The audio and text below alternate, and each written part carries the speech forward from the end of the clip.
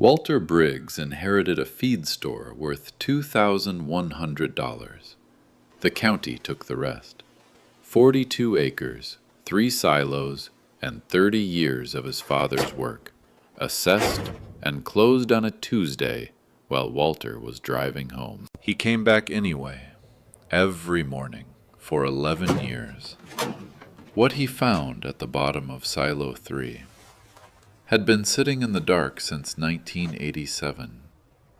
The man who put it there had known who would find it. At 67, after the county of Hale closed the estate and divided what remained of Earl Briggs's life into 3 equal parts on paper, Walter Briggs walked out of the Plainview courthouse with $2,100, a deed to 42 acres of cracked hardpan, and a set of keys his father had mailed to him 14 months before the funeral, with no note inside the envelope. His brother Gary took the house on Ash Street. His sister Carol took the savings account, $31,440, and the 1994 pickup that still ran. Walter took the land. Nobody argued about it. That was the part Walter kept coming back to, driving west out of town on Farm to Market 194 with the windows down and the afternoon heat coming off the road in waves. Nobody argued. The land had been assessed at $2,100 by the Hale County Appraisal District in 2011, reassessed at $2,100 in 2014, and reassessed again at $2,100 in 2019. 3 assessments, same number, same appraiser's name on all 3 forms. D. Harlow, District Supervisor. Walter had looked at those forms the afternoon before the estate meeting. He had looked at them for a long time. He folded them back into the envelope and put them in the inside pocket of his jacket. He did not say anything about them at the meeting. He signed what he was asked to sign. He shook Gary's hand. He kissed Carol on the cheek. He drove west. The land sat 11 miles outside Plainview, off a county road that turned to Caliche past the second cattle gate. 3 grain silos, Silo 1, Silo 2, Silo 3. His father had never named them anything else. And 42 acres that hadn't produced a commercial crop since 1998. There was a tool shed with a corrugated metal roof that lifted at one corner in high wind. There was a half-mile of cedar post fencing along the north edge that needed work. There was a windmill that turned but didn't pump. And there was Silo 3. Walter parked at the gate and sat in the truck for a moment with the engine off. The wind moved through the grass along the fence line. A scissor-tail flycatcher worked the wire near the road, catching something too small to see from where he was sitting. The sky was the particular hard blue that West Texas gets in October, past the heat of summer, but not yet into the cold.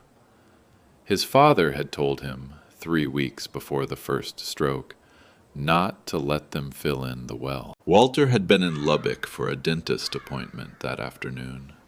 His father called him on the cell phone, which he almost never did, and said it in the way he said most important things. Once, plainly, without explanation. Don't let them fill in the well on that section. Walter had said he wouldn't. He had thought his father meant the old hand-dug well on the southeast corner, the one the county had flagged as a liability in 2009. He understood now that his father had not meant that well. He got out of the truck. Dennis Harlow had come to Walter's mother's house in the summer of 2018, 8 months before Earl Briggs's first stroke, and 4 years after the last assessment. Walter hadn't been there for it. His mother had told him about it that Christmas, the way she told him things, briefly, as something that had already been resolved. A man from the county came about the land. Your father told him it wasn't for discussion. That was all she said. What Walter pieced together later, from talking to two neighbors and from a single note his father had left in the kitchen drawer under the phone book, a torn corner of a paper bag, 3 words in pencil. Harlow. Silo 3, no, was this. The county had wanted the mineral rights to the section. Not the land itself, the mineral rights. The assessment of $2,100 had been the county's opening position in a negotiation his father had refused to have. The note in the kitchen drawer was not addressed to anyone. His mother had put it under the phone book without reading it. She didn't wear her glasses in the kitchen. Walter had taken the note from the drawer and put it in the same envelope with the 3 assessment forms. He walked across the field toward Silo 3. The silos stood in a row along the north edge of the property, each one separated from the next by about 30 feet. The kind of spacing that made sense when you were moving grain by hand. 1 and 2 were identical. 48 feet of corrugated steel, the ventilation caps at the top still turning freely. 3 was different. It had been built later, maybe the early 1950s, from the style of the base, and it sat 8 feet lower than the others. The bottom third sunk into a concrete collar that went below grade. His father had always kept the access ladder on 3 padlocked. 1 and 2 you could climb any time. 3 required the key on the ring Walter was holding. He had never asked about the padlock when his father was alive. You didn't, with Earl Briggs.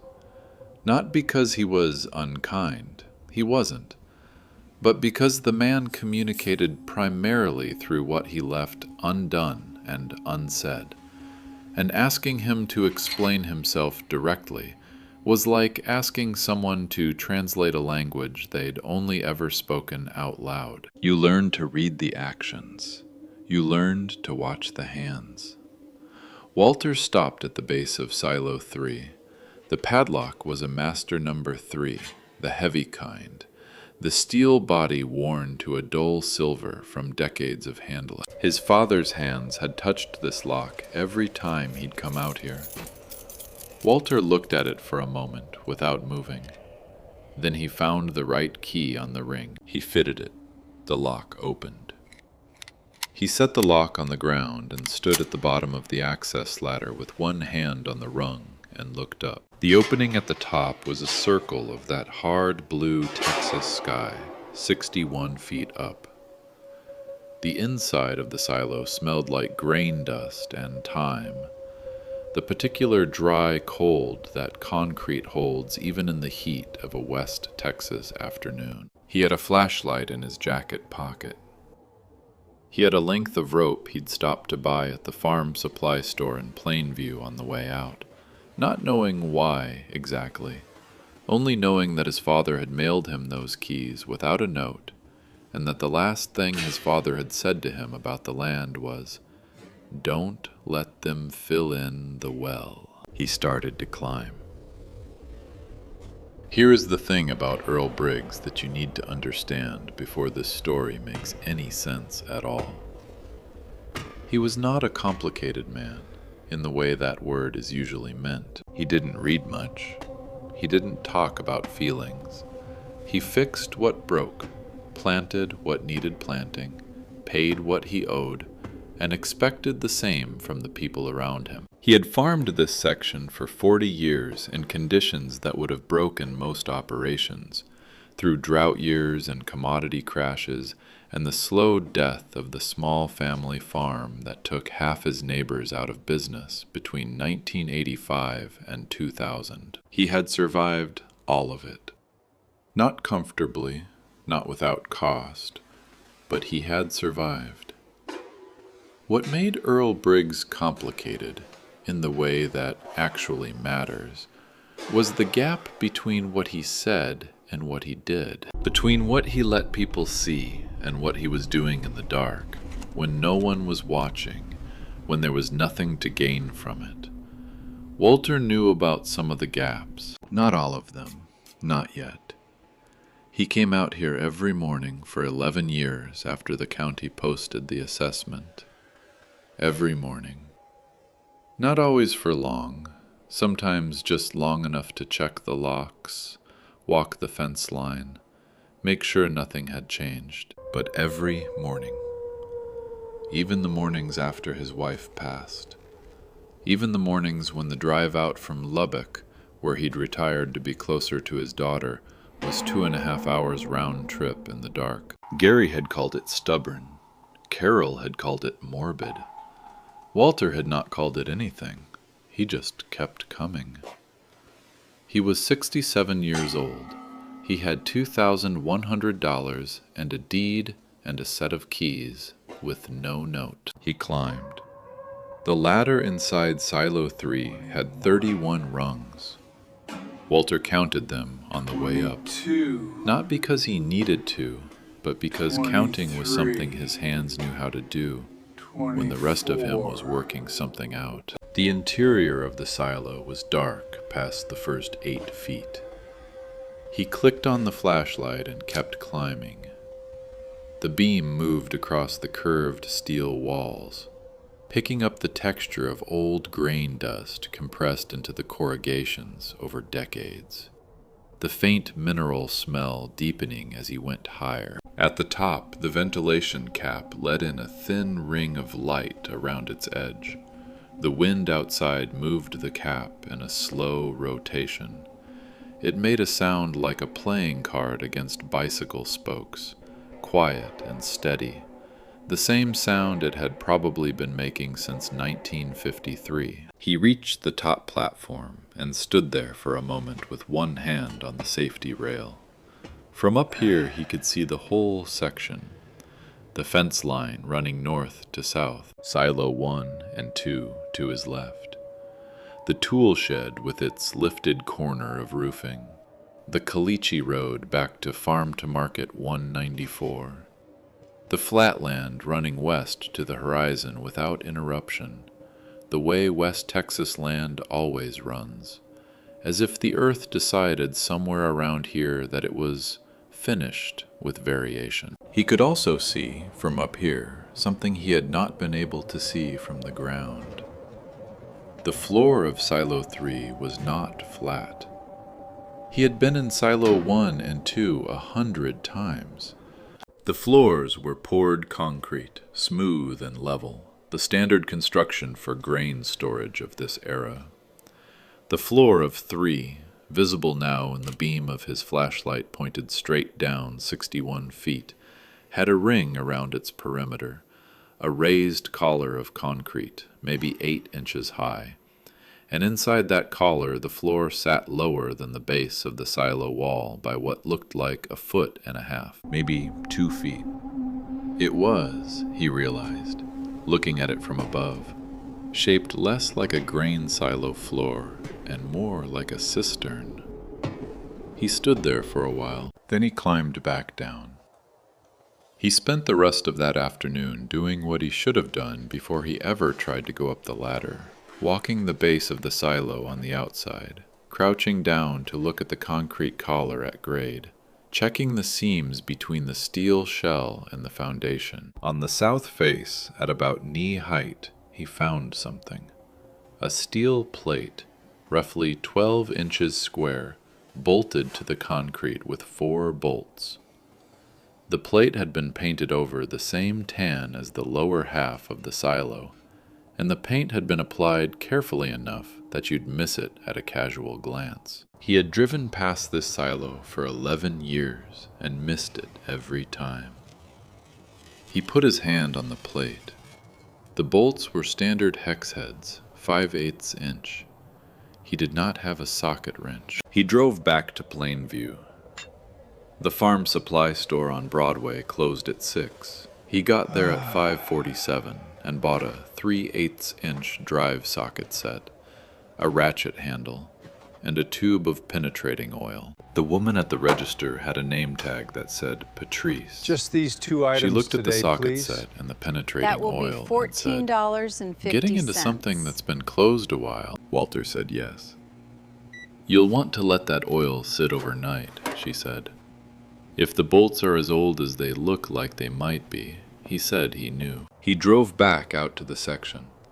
He applied the penetrating oil to all 4 bolts on the steel plate, working it into the threads with the tip of the applicator. Then he sat down with his back against the base of the silo and ate the sandwich he'd bought at the gas station that morning and had forgotten about until now. The bread had gone soft in the heat. The turkey inside was fine. He ate it looking west, watching the light change on the flat land as the sun dropped. This was the part nobody understood about Walter Briggs. The stillness. Gary had called it passive. Carol had called it disengaged. His daughter Rachel called it Dad's thing, with the particular affection that covered over something she hadn't quite resolved about him. His wife, Evelyn, who had understood him better than anyone, and who had been gone 3 years now, had called it patience. She had said it the way she said most things, like it was simply true, without editorial. He finished the sandwich and put the wrapper in his jacket pocket and watched the sun go down.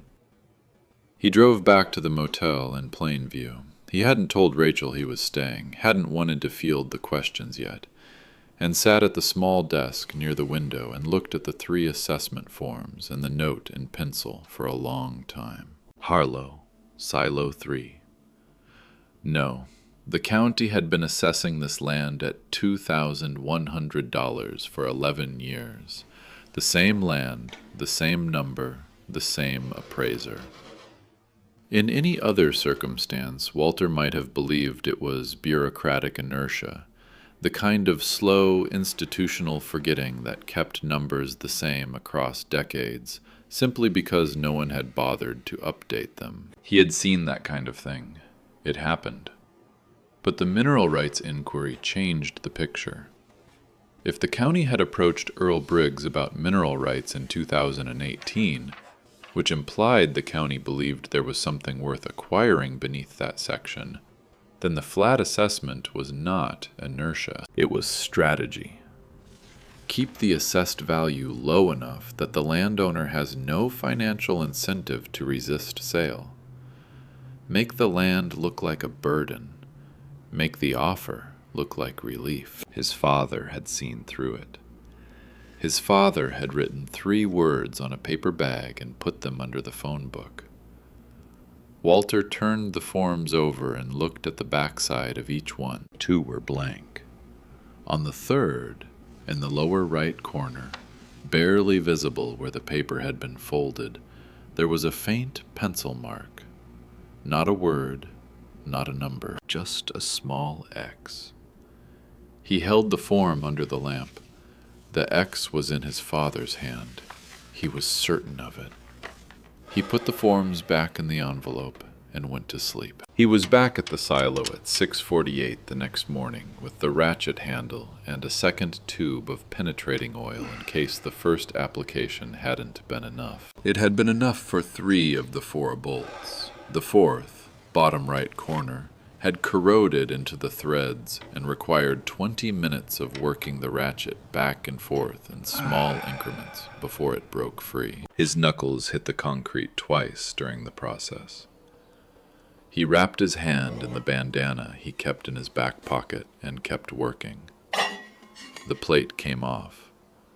Behind it, a steel pipe, roughly 10 inches in diameter, extended horizontally into the concrete base of the silo. The pipe was capped at the outer end with a threaded plug. The plug had a square drive socket on its face, the kind that required a specific driver, not a standard ratchet. Someone had built this to require the right tool to open.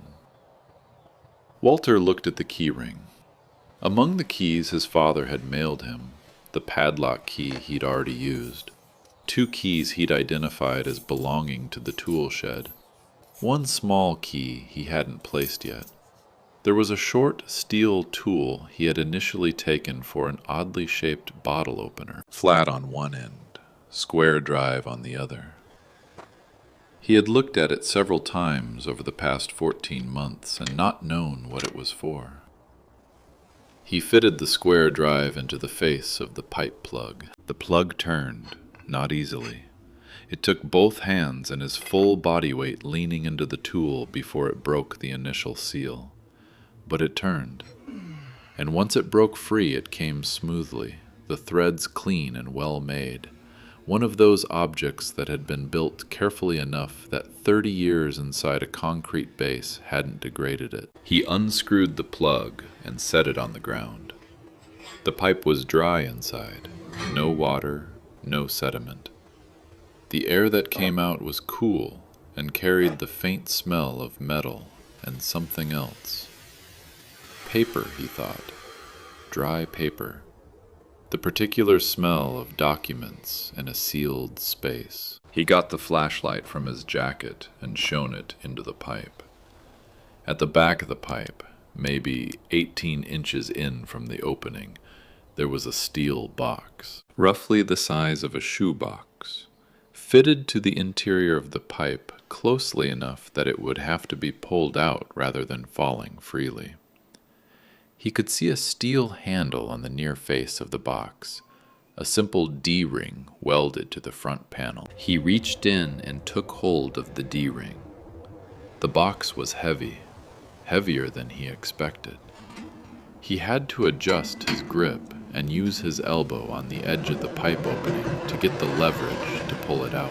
It came with a slight metallic resistance, a gasket seal around the rim, he realized, seeing it now that the box was in his hands. The box had been sealed against moisture. He set it on the ground in front of him. It was a standard steel document box, the kind sold in office supply stores in the 1980s, painted the dark green that almost everything made of steel in that era was painted. There was a latch on the front and a keyhole in the latch. He looked at the key ring again, the small key he hadn't placed. He fitted it to the keyhole. It fit. He did not open the box. He sat back on his heels and looked at the box for a moment. The scissortail was back on the fence line, or a different one, working the wire. The wind moved through the grass. The morning was still cool enough that his breath showed faintly.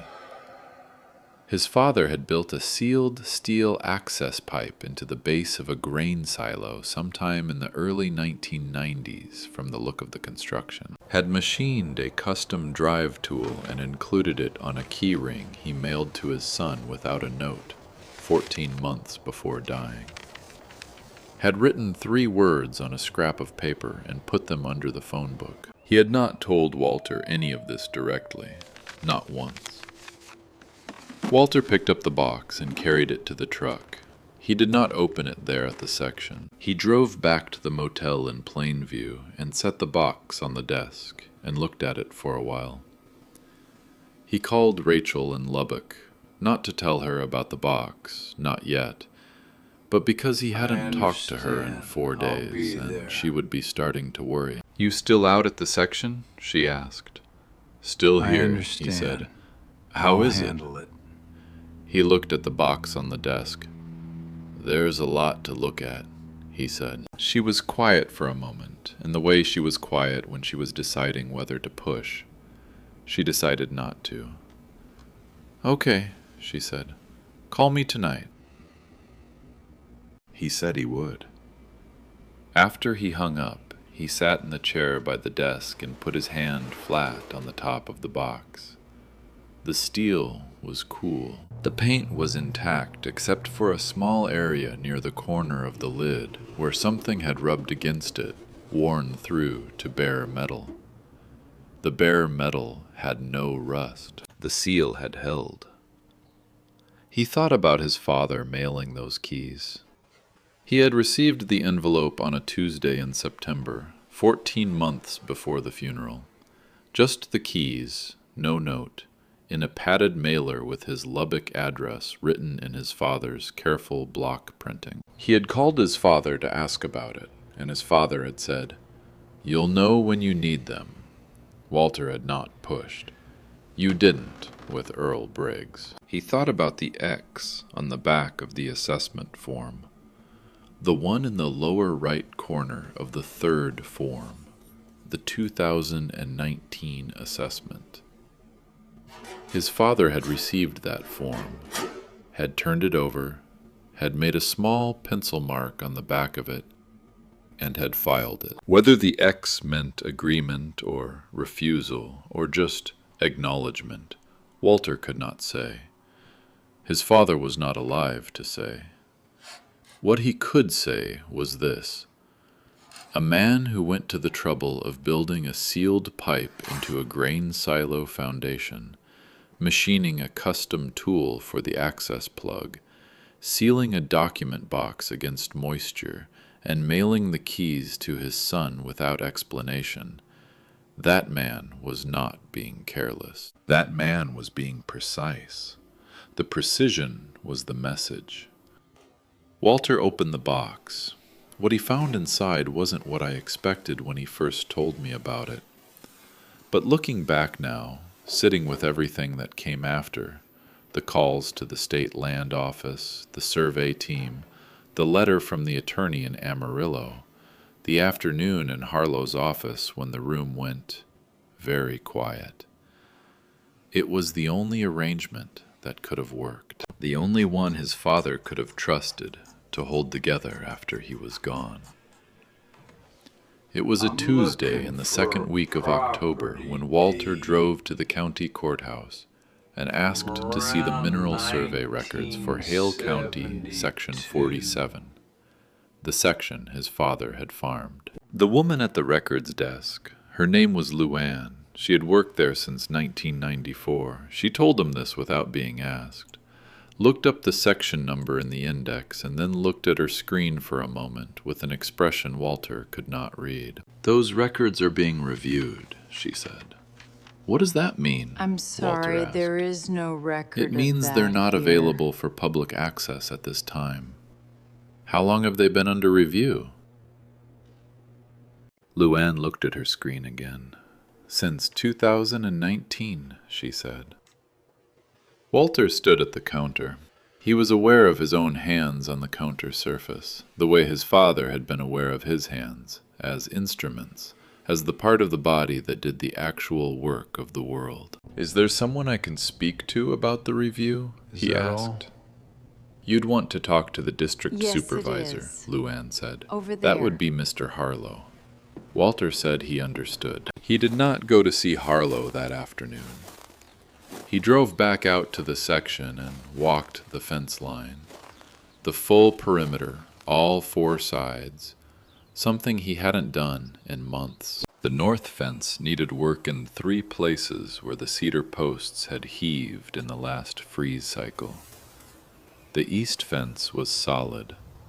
The south fence had a section of wire that had rusted through at a staple and needed replacing. He made notes on a folded piece of paper from his jacket pocket, writing down each location with a reference marker, the way his father had taught him.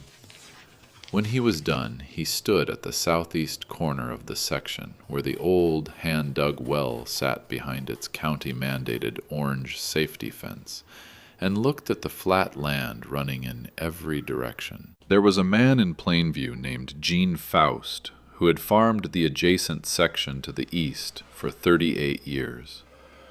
Gene was 74, recently widowed, and had known Earl Briggs since before Walter was born. Walter had called him from the motel that morning, and Gene had said, "Come by for coffee any time," the way Gene said most things, like the offer had been standing since before it was made. Walter drove to Gene's place.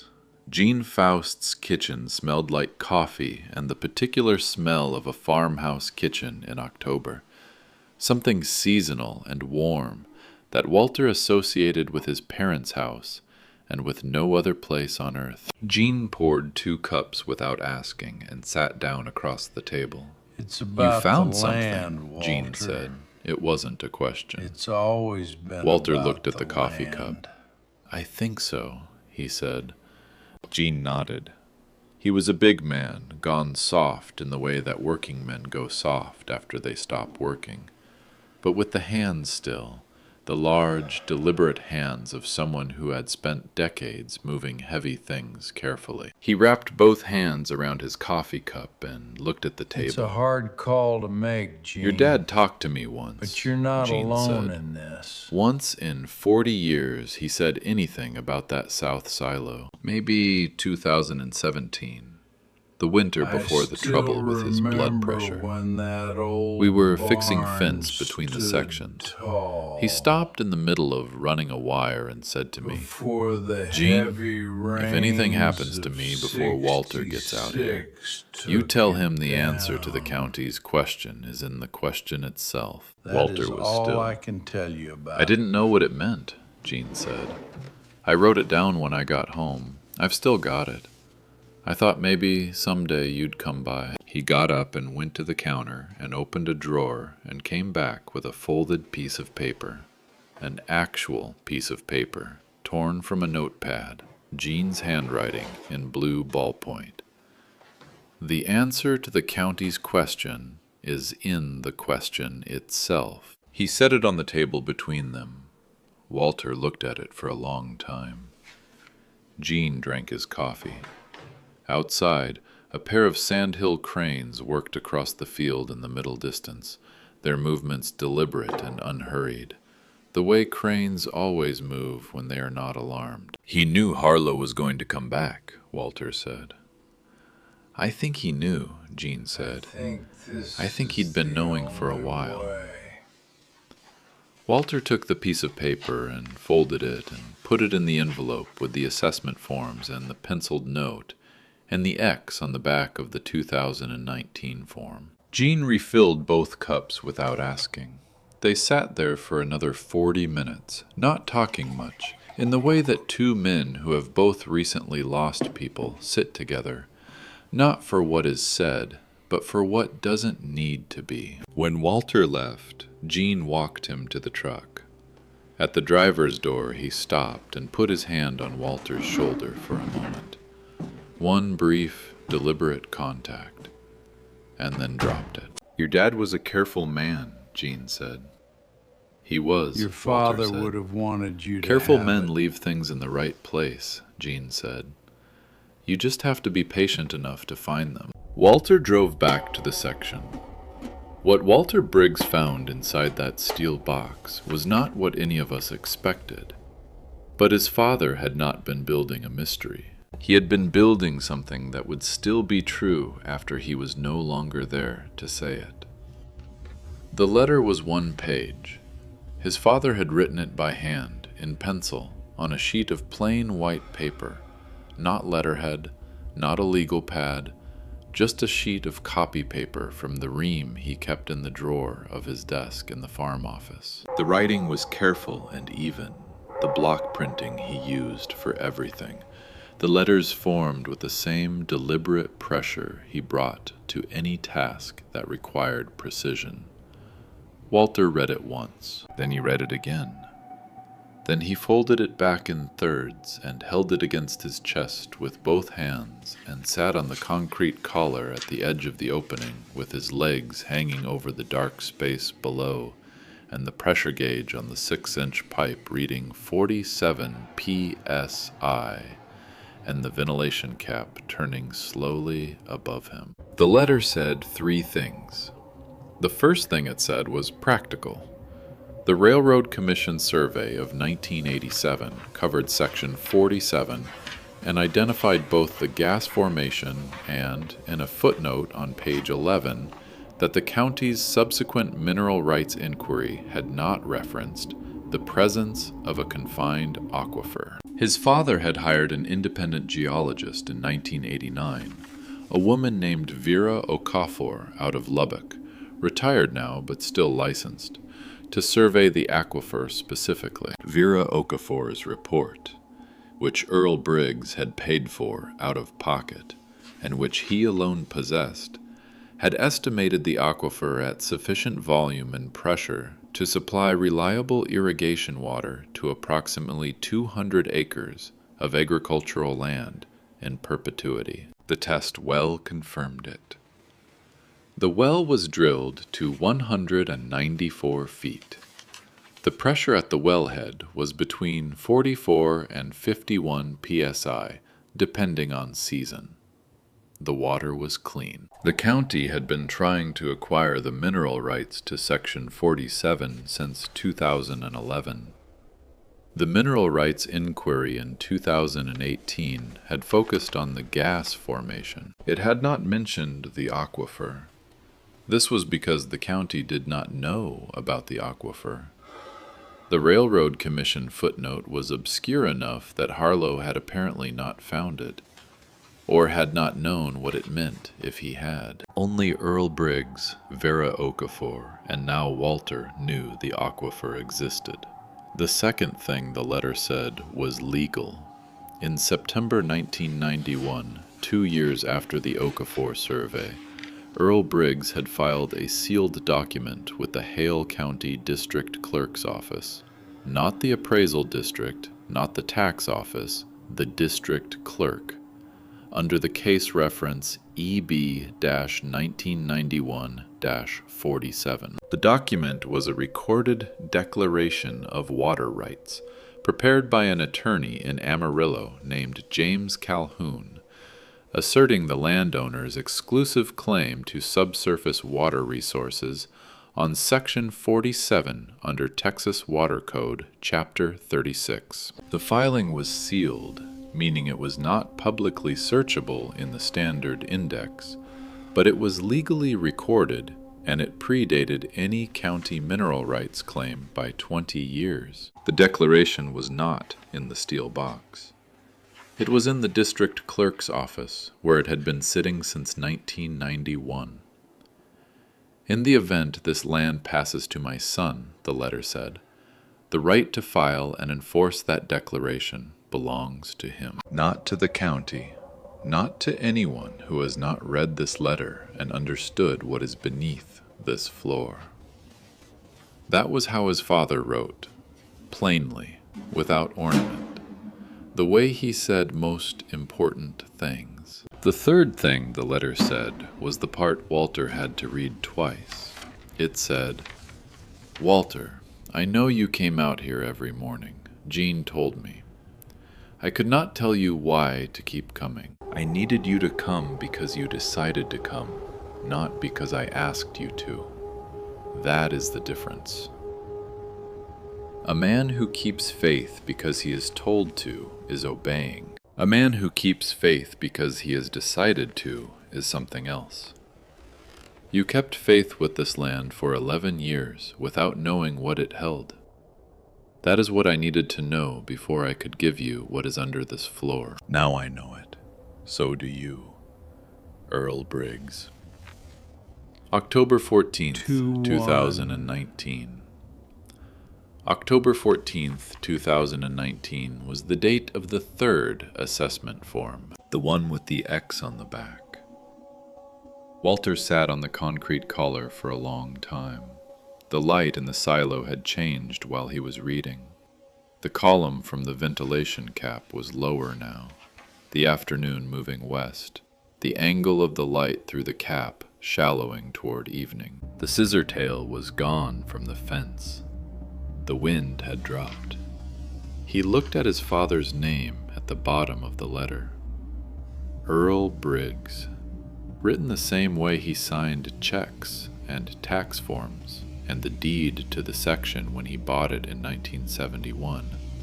The two words, no flourish, the name of a man who had decided at some point that his signature was not an opportunity for self-expression. Walter refolded the letter. He put it back in the white envelope. He put the envelope in his shirt pocket against his chest. He looked at the pressure gauge one more time, 47 pounds per square inch. Then he climbed out of the access space and put the steel plate back over the opening and went to find the attorney in Amarillo.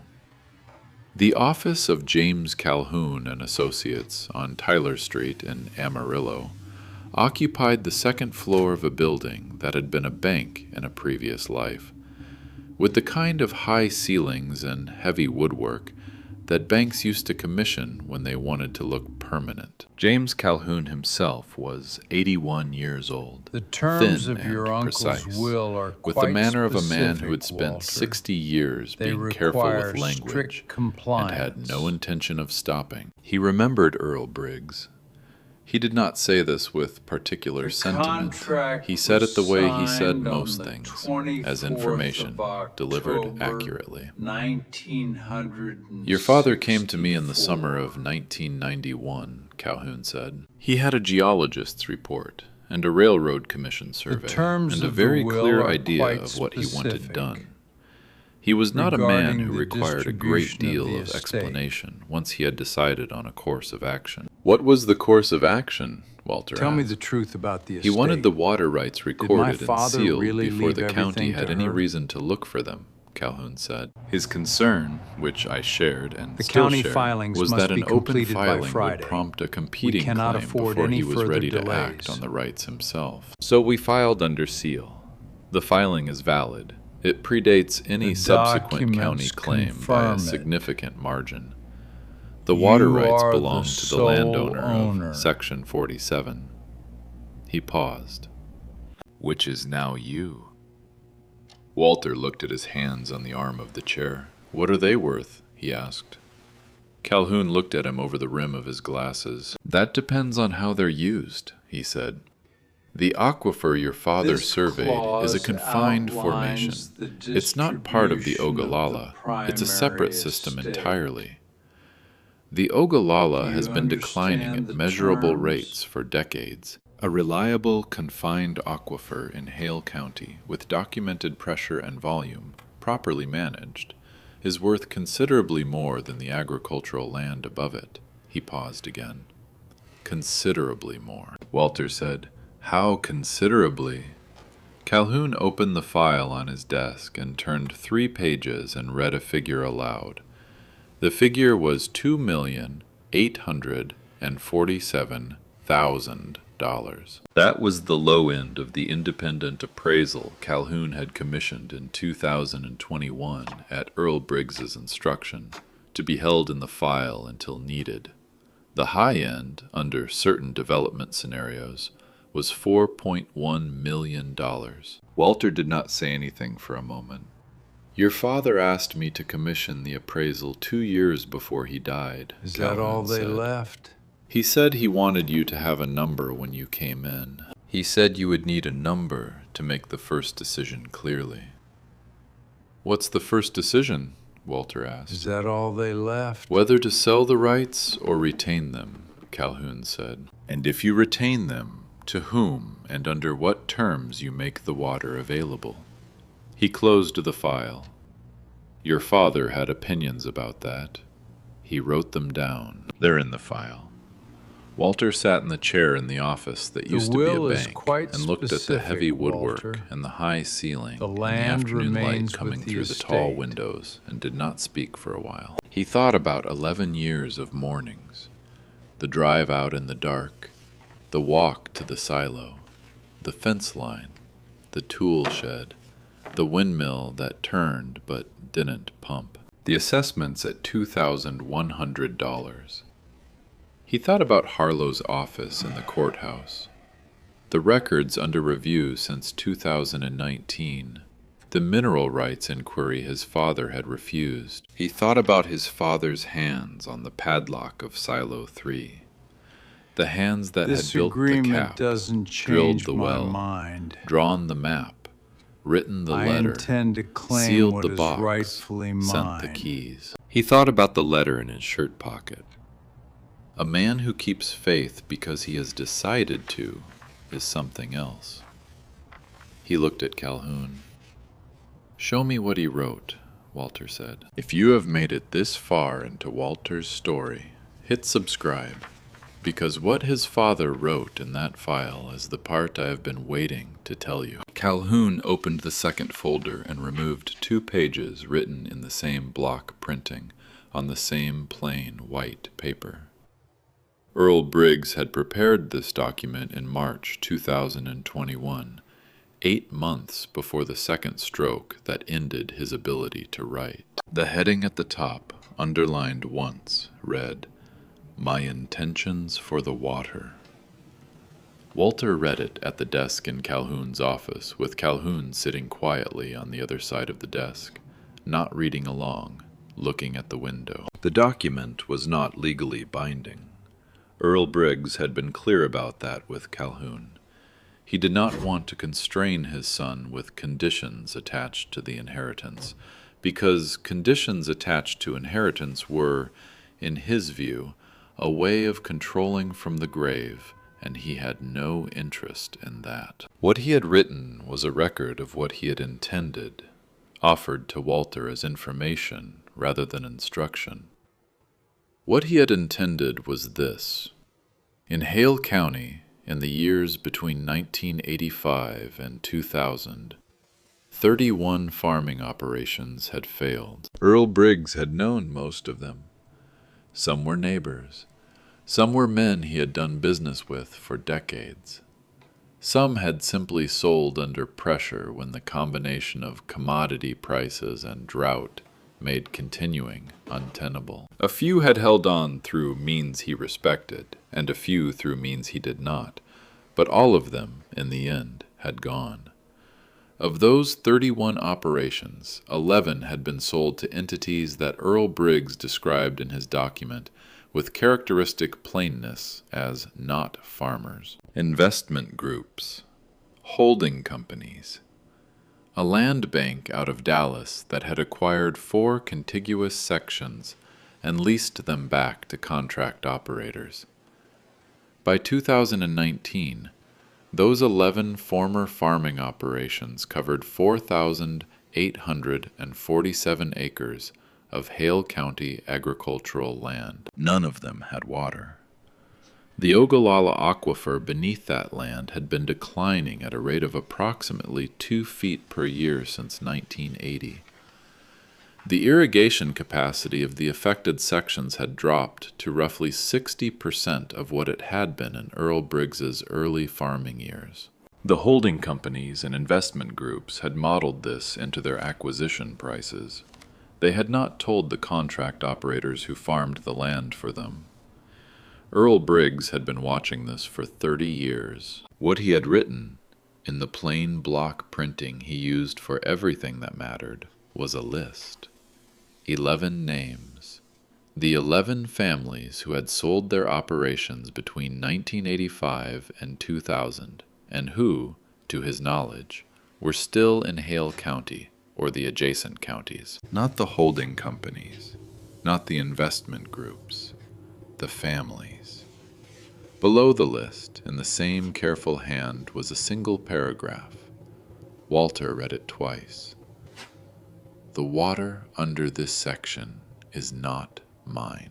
I found it, and I secured it, and I held it long enough to pass it forward. But it was here before I was, and it will be here after Walter is gone, if it is managed correctly. What I want, if Walter decides to develop the water rights, is for the first right of access, at a fair but not commercial price, to go to the families on this list. Not charity, fair price. The difference is dignity. Below the paragraph, his father had written one more line. I was not able to give them back what they lost. This is what I have instead. Walter set the pages down on Calhoun's desk. Calhoun was still looking at the window. He had read this document before. He did not need to read it again.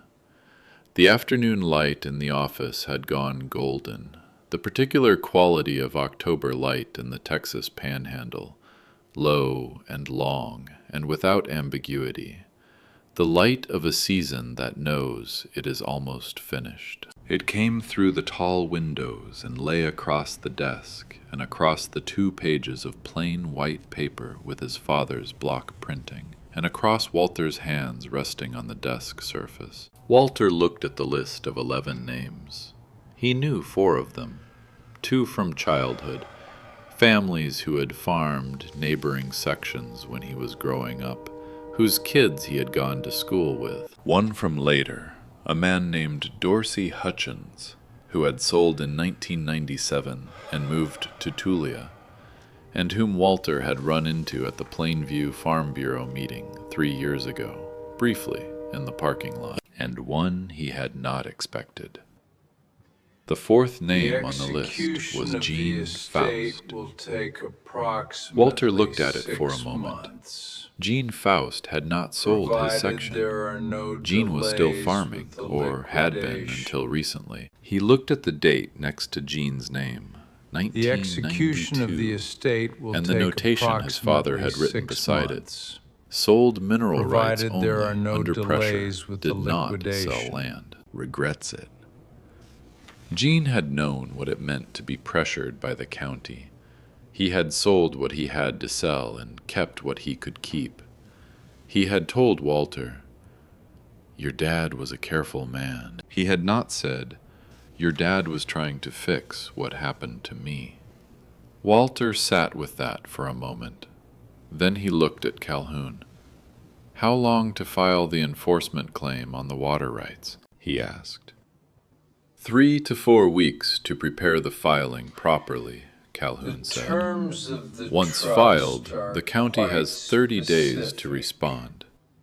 Given the sealed 1991 declaration, their options are limited. We are not in a weak This position. arrangement is fine. And Harlow? Calhoun looked at him over his glasses again.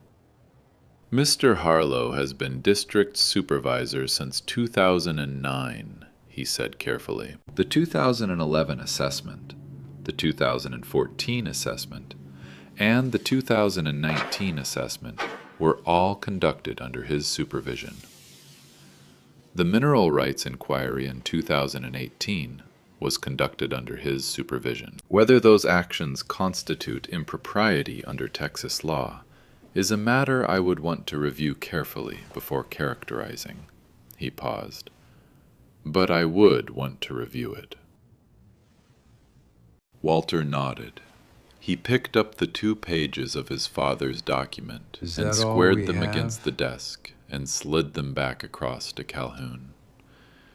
"Keep those in the file," he said. "I'll need them." He stood up. He put on his jacket. He Is put his that all hand we in his have? shirt pocket and felt the envelope there. The white envelope with his name on it, folded in thirds. "One more thing," he said. "When my father came to It's you a in complicated 1991, matter, was he Walter. confident this would work? The sealed filing, the long wait, all of it?" Calhoun considered the question. He was not a man who expressed confidence or doubt in those terms, Calhoun said. What he said, when we finished the filing and I asked him what he intended to do next, was, "I intend to farm." And he did. Walter drove back to the section.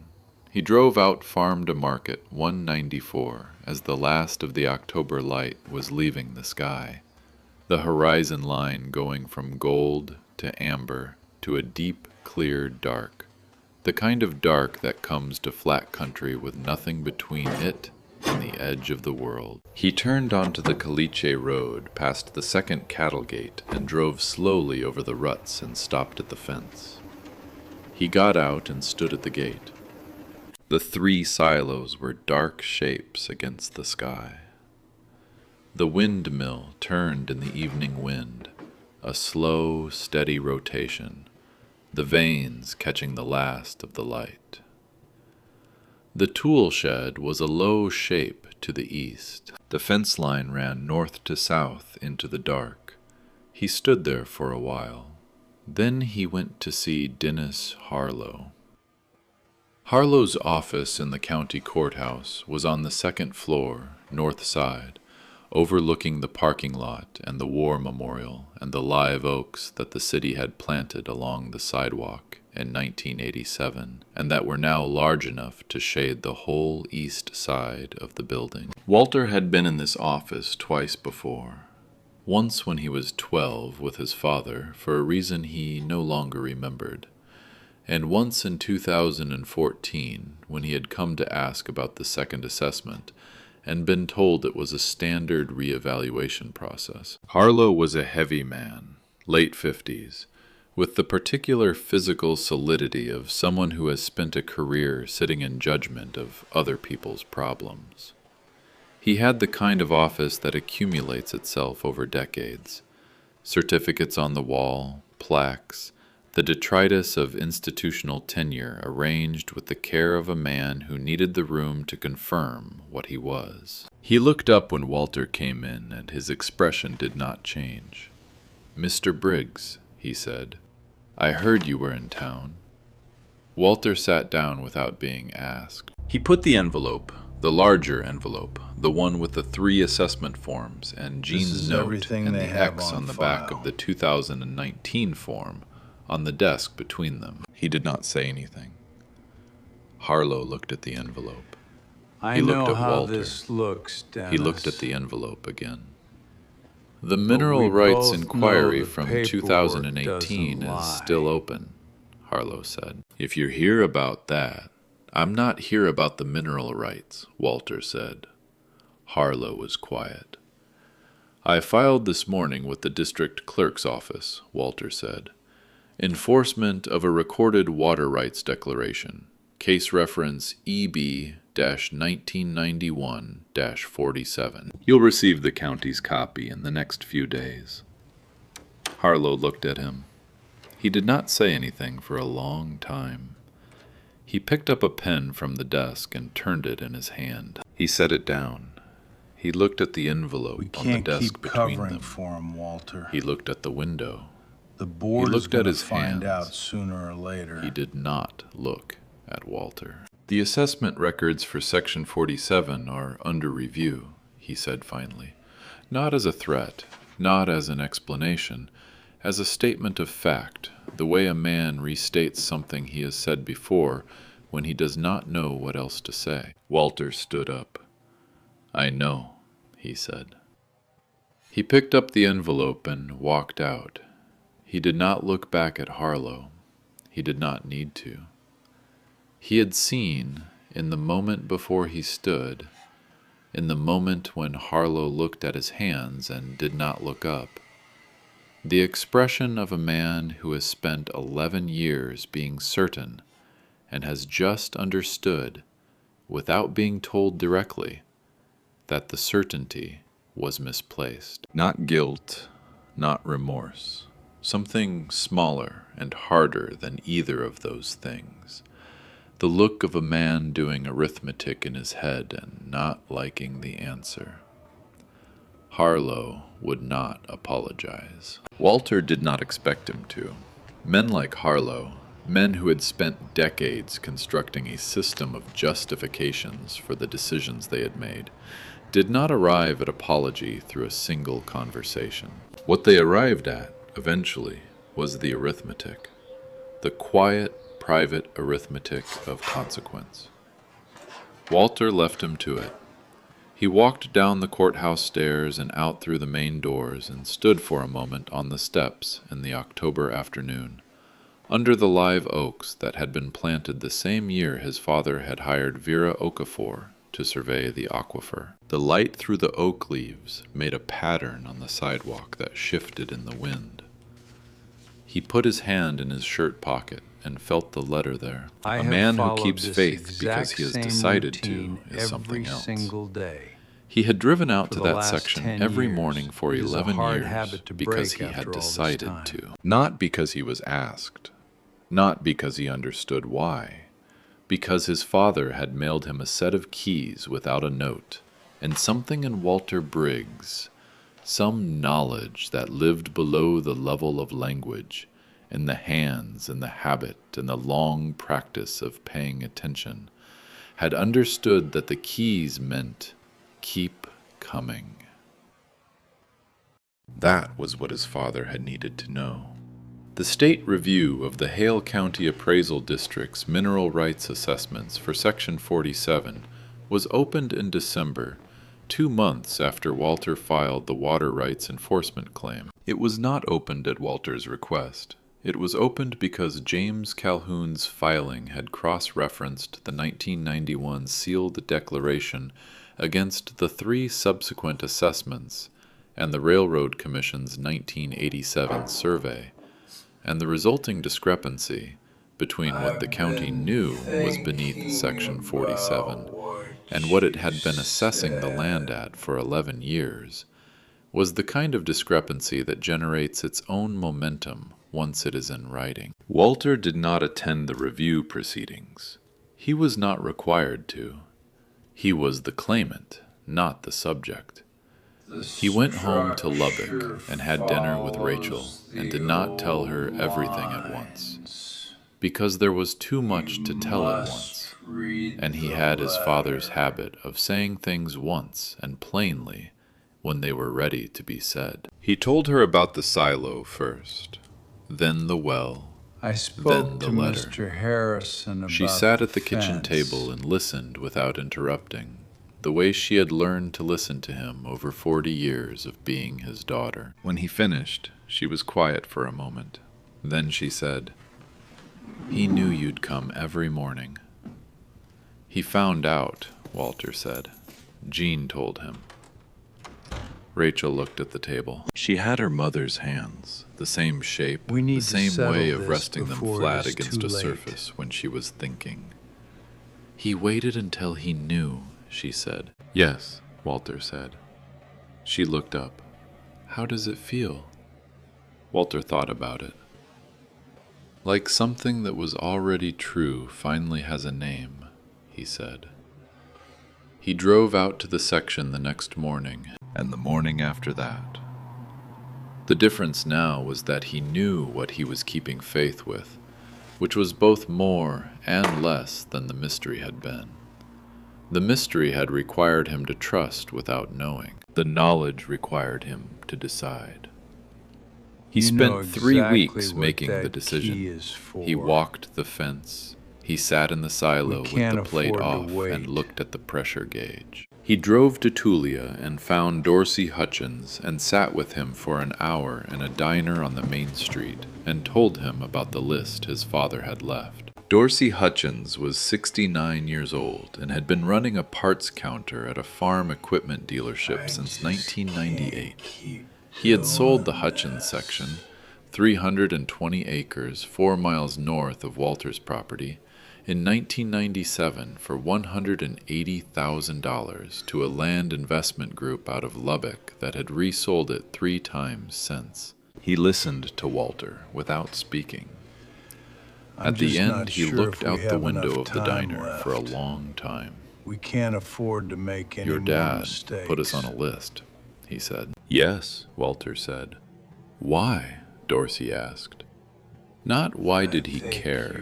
He understood why Earl Briggs might have cared. He meant, why us specifically? Why this? Why now?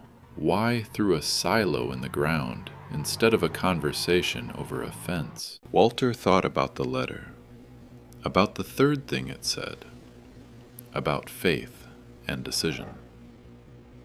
"Because he couldn't give back what you lost," Walter said.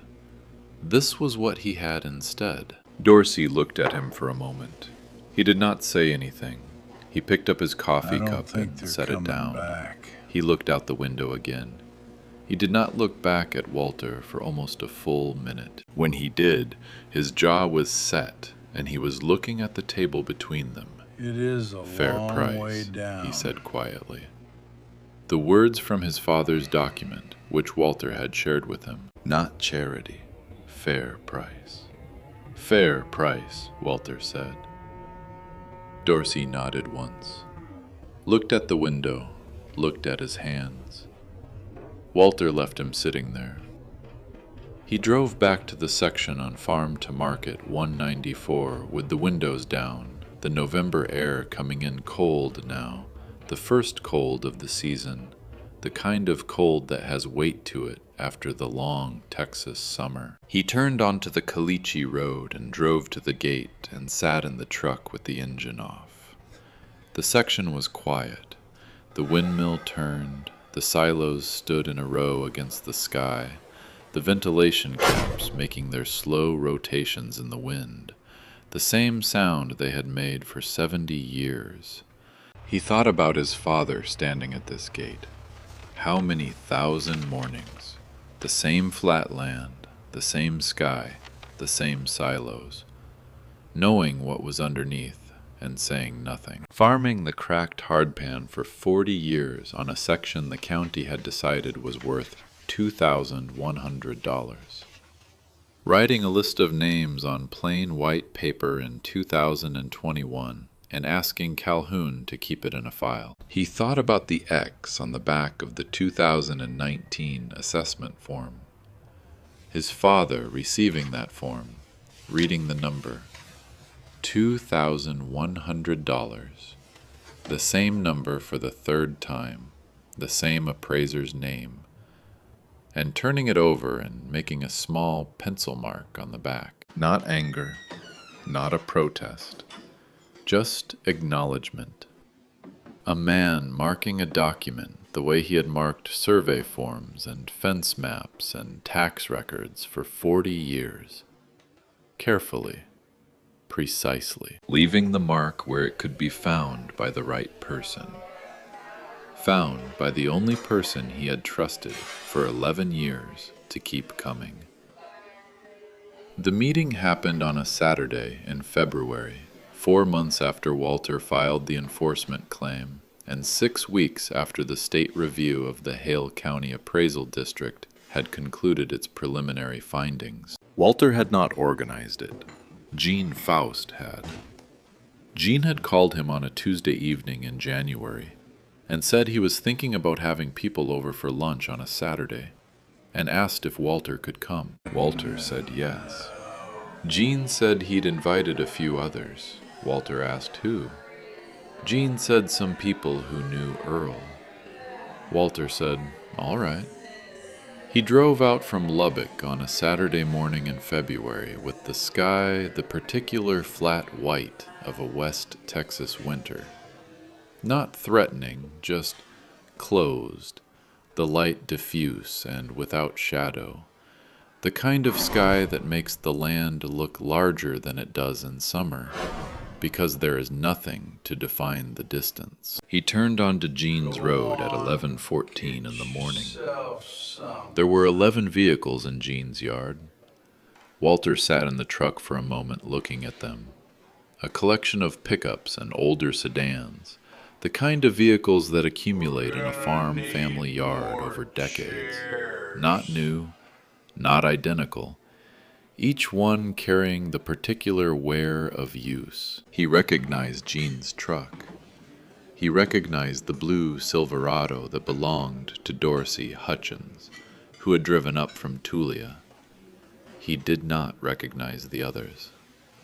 He got out and went inside. Gene's kitchen table had been extended with a folding table along one side, covered with a tablecloth that Walter recognized as having belonged to Gene's wife, who had been gone 2 years. The room smelled like coffee and something baked, and the particular warmth of a house where people have been gathering since early morning. There were people standing at the counter, sitting at the table, leaning in the doorway to the living room. Walter counted 9 people before Gene came out of the back of the house and crossed the room and took his hand.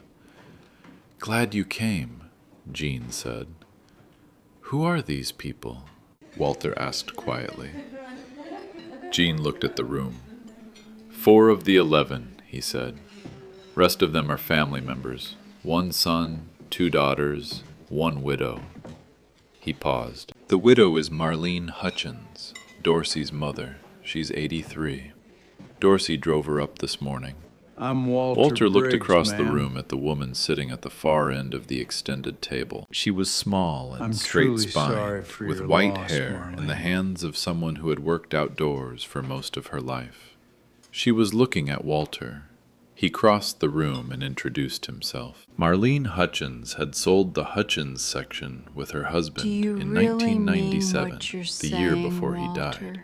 She had been living in I Tulia need since to then, know the in a house on the absolute east side of truth. town that her daughter helped her maintain. She was clear-eyed and direct, and she looked at Walter the Do way you people of really her mean generation what looked you're at you saying, when they were Walter? deciding whether you meant what you said. I need to know the absolute Your father came to see truth. us in 1996, she said. The year before we sold.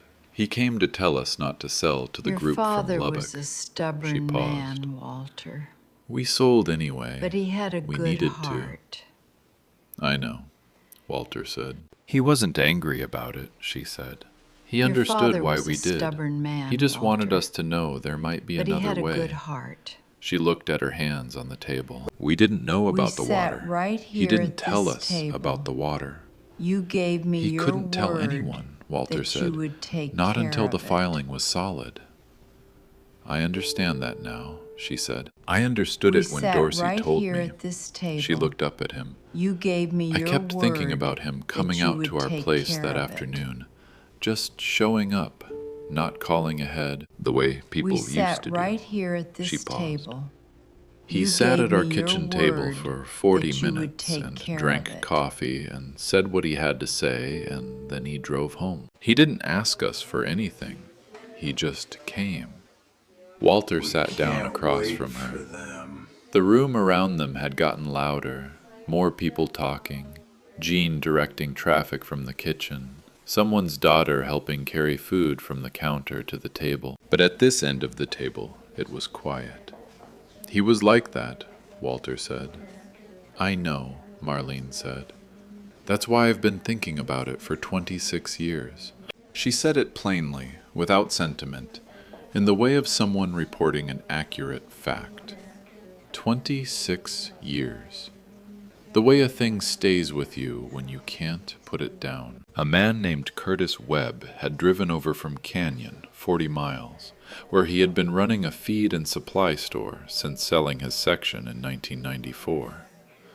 He was 67, the same age as Walter, with the square build of someone who had spent his 20s doing physical labor and had never entirely stopped. He found Walter at the table after Marlene had moved away to talk to Jean, and sat down without preamble. I didn't know your dad well, Curtis said. We weren't neighbors. I knew him by a reputation. What was his reputation? Walter asked. Curtis thought about it. Man who paid what he owed, he said. Man who kept his fence. He paused. People used to say he was cold. I never thought he was cold. I thought he just didn't have patience for things that weren't what they appeared to be. He looked at the table. I heard what he left, the list, what he intended. He looked up. He must have been thinking about it for a long time. Since at least 1991, Walter said. Curtis was quiet for a moment. That's 30 years, he said. Yes, Walter said. Curtis looked at his hands. My daddy lost that section in 1994, he said. We didn't talk about it much after. It was a thing that happened and you moved forward. But it was always there. He paused. My daddy died in 2011. He never stopped thinking it was his fault, that he should have done something different. He looked up. If he'd known someone had been watching, had been thinking about it all that time. He stopped. He looked at the window. He did not finish the sentence. He didn't need to. A woman named Patricia Engel had driven over from Lubbock with her daughter. Patricia had inherited her section from her parents in 1991 and sold it in 1993, when the combination of drought and commodity prices had made the math impossible. She was 64, a retired school administrator, and she had the manner of someone who had spent a career managing difficult situations with composure. She sat down next to Walter after the food was served and told him something he had not known. She said that in the summer of 1993, the week after she had signed the papers selling the section, Earl Briggs had come to her door. He had stood on her porch, not asking to come in, not staying long, and said two things. He had said, "That was the right decision, given what you knew." And he had said, "I'm sorry there wasn't another option." She had not understood, until now, what the second thing meant. He was apologizing, she said, not for anything he'd done, for the fact that he hadn't figured out the water rights in time to give us another option. She paused. The filing was 1991. We sold in 1993. 2 years wasn't enough time to do anything with it. Walter looked at his coffee cup. He told me he wasn't able to give back what you'd lost, he said. He said the water was what he had instead. Patricia was quiet. He carried that, she said, not a question.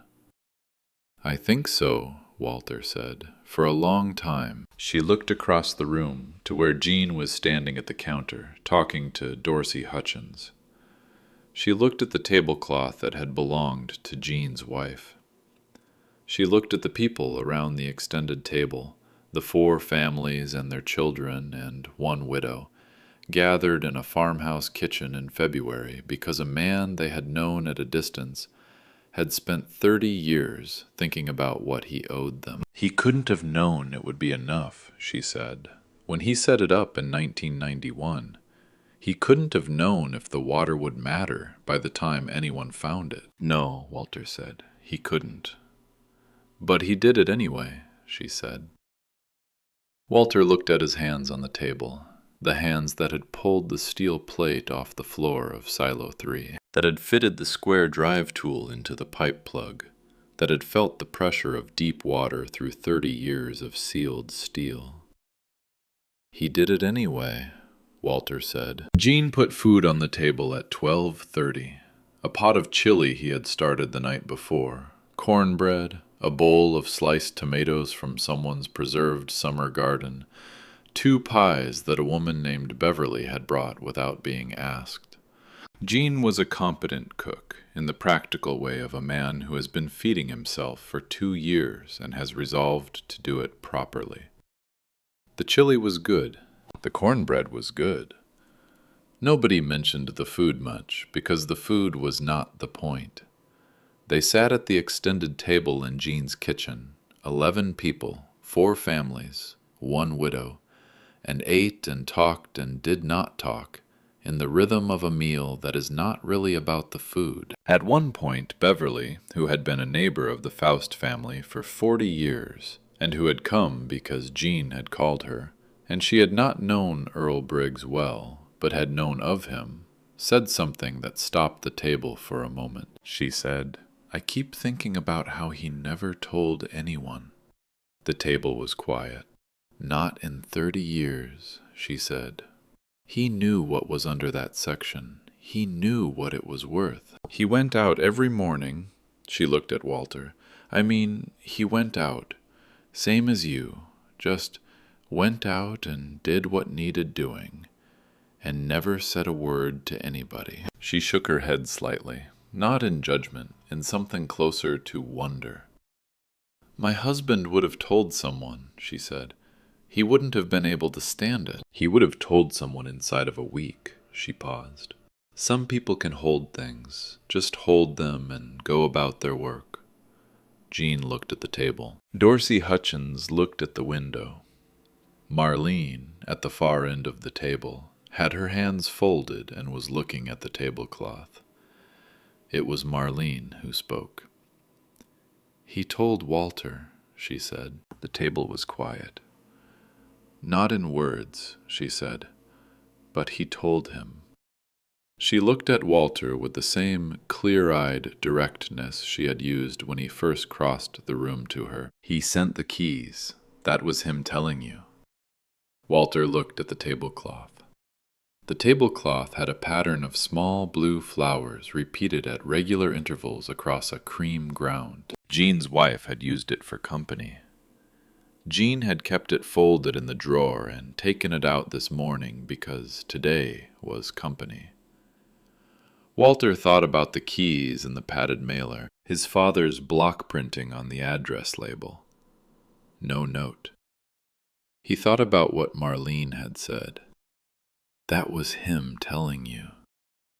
He thought about his father's hands, the same hands that had built the cap, and drilled the well, and machined the tool, and drawn the map. Those hands had packed the keys into the mailer, and written the address, and sealed it, and taken it to the post office on some Tuesday or Thursday in September 2018, and handed it across the counter, and driven back to the section. The same hands, doing the same work, paying what he owed. After the meal, people gathered their coats and said their goodbyes slowly, the way people leave when they are not quite ready to leave, in stages, in small clusters, with pauses at the door. Dorsey helped his mother to the Silverado. Patricia Engel and her daughter stood with Jean in the yard for 15 minutes, talking about something Walter couldn't hear from where he was standing by his truck. Curtis Webb stopped beside him on the way to his vehicle. "What happens next?" Curtis asked. "Not about the legal proceedings, about the water." "We're working out the terms," Walter said. "Calhoun's office is drawing up the access agreements. Fair price." He paused. "It'll take a few months to sort the logistics." Curtis nodded. He looked at the flat, white sky. "My daughter farms," he said. "She leases a section out past Abernathy. She's been watching the Ogallala numbers for 10 years. He paused. "She doesn't say much about it, but she's watching." "Tell her to call Calhoun's office in the spring," Walter said. Curtis looked at him. He looked at the sky. He nodded once, the way men of that generation nodded when something had been settled. Not a performance, just an acknowledgement. He got in his truck and drove out Jean's road toward the highway. Walter was the last to leave. He helped Jean carry the folding table back to the garage and fold up the tablecloth, which Jean did carefully and set back in the drawer where it lived. They stood in Jean's kitchen for a few minutes after, not talking much, drinking the last of the coffee. "He would have liked today," Jean said. "He would have," Walter said. Jean looked at his coffee cup. "He wouldn't have said so," he said, "but he would have." Walter drove home to Lubbock in the late afternoon, the flat white sky beginning to thin at the western horizon where the sun was going down behind it. A faint warmth at the edge of the world. He drove Farm to Market 194, past the county road that turned to Caliche, past the second cattle gate. He did not turn in. He kept driving. He would go back in the morning. He had decided to keep going back in the mornings. Not because there was a mystery anymore, because there was work to do.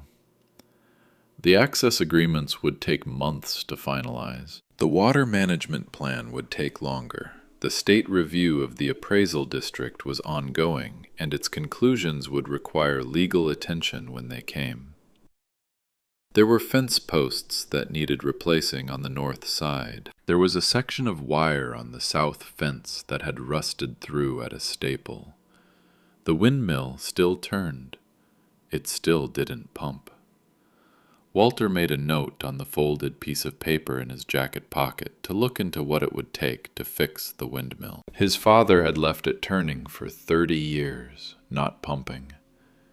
He had left it as it was, neither fixed nor removed.